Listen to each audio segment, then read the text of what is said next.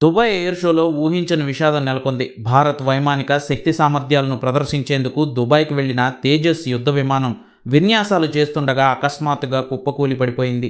అందులో నుండి పైలట్ తప్పించుకునే పరిస్థితులు కూడా కనిపించడం లేదు.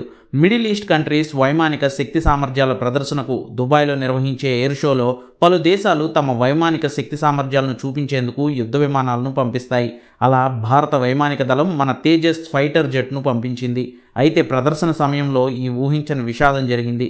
కూలిపోయిన యుద్ధ విమానాన్ని పూర్తి స్వదేశీ పరిజ్ఞానంతో బెంగుళూరులోని హిందుస్థాన్ ఏరోనాటికల్ సంస్థ తయారు చేసింది.